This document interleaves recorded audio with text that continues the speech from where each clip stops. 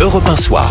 19h, 21h, Pierre de Villeneuve. Dernière partie d'Europe 1 Soir avec Jean-Michel Salvatore, avec Raphaël Steinville, le grand monsieur du JDD, qui veille à ce que sa rédaction fasse de bons papiers dans le JDD qu'on lit tous les dimanches. Naïma Mouchou, députée Horizon du Val d'Oise, elle est souvent d'ailleurs vice-présidente de l'Assemblée, elle patronne les séances à l'Assemblée qui sont houleuses. Elle voudrait que les établissements scolaires se dotent de caméras de surveillance pour indiquer l'hyper-violence des mineurs. Écoutez Naïma Mouchou sur BFM TV ce matin. C'est un des dispositifs que nous préconisons effectivement. Moi, je crois à l'intérêt de la vidéosurveillance, mais ça n'est pas la panacée. C'est un outil supplémentaire.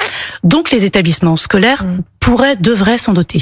Mais encore une fois, ça ne nous protège pas de tout. Il ne faut se priver d'aucun moyen. Je veux dire, la situation est trop grave pour se dire oui, alors ça marche à moitié, donc on va pas s'en servir. Non. Je veux dire, si ça peut aider à détecter, à intervenir très rapidement sur une scène, alors il faut. Alors voilà, parce que certains ont des couteaux zombies. Moi, j'ai découvert l'existence des couteaux zombies qui ont une forme assez spéciale, les armes blanches également, qui se promènent. Alors, elle veut ça, et en même temps, la plupart des proviseurs, des établissements disent « Ah, mais vous comprenez, l'école c'est un sanctuaire, on peut pas filmer, puis il y a les enfants, il y a les systèmes de droit à l'image, compliqué ». Comment est-ce que ça peut passer cette mesure ? C'est vrai que c'est compliqué. Déjà, on a entendu les proviseurs s'insurger contre l'idée de devoir fouiller les sacs de leurs élèves. Donc, on voit mal comment cette initiative ne susciterait pas un nouveau tollé. Pour autant, oui, ça va dans le bon sens. Malheureusement, j'ai envie de dire, parce que on aimerait pouvoir s'épargner ces dispositifs coûteux, mais qui disent surtout cette espèce d'ensauvagement absolu de la France. Et d'une certaine manière, on ne répond pas absolument à la question en multipliant les dispositifs sécuritaires, parce que cette question de fond qui est l'origine de cette violence. Alors, est-ce que c'est la décomposition des familles, l'absence d'autorité, tout ça n'est pas évoqué, et ce sont autant de pansements qu'on essaye de mettre sur l'école pour la préserver de la violence. Et pourtant, malheureusement, on est obligé de constater que c'est peut-être aujourd'hui une voie obligée pour essayer de ralentir. Laurent Wauquiez avait essayé de mettre des portiques de sécurité. Il l'a fait. Non, mais il l'a fait. Et puis alors, on s'est dit, tiens, une bonne idée, ça va peut-être être propagé à l'ensemble du territoire. Finalement, ça n'a pas été fait ailleurs. Hein ?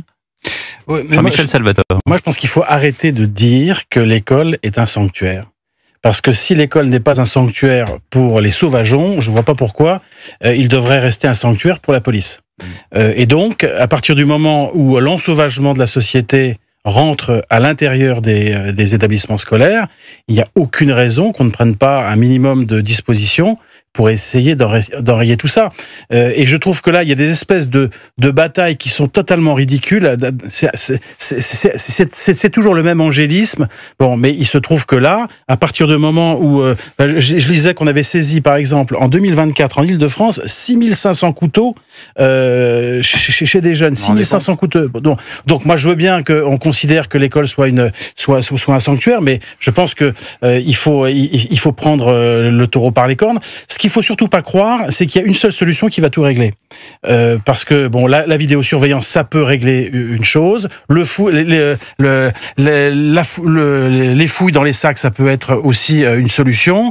Les portiques, comme ceux qui ont été installés dans la région de Laurent Wauquiez, ça peut être aussi une solution. Mais il n'y a pas de solution globale. C'est un ensemble de solutions qu'il faut mettre en place pour faire reculer l'ensauvagement dans l'école.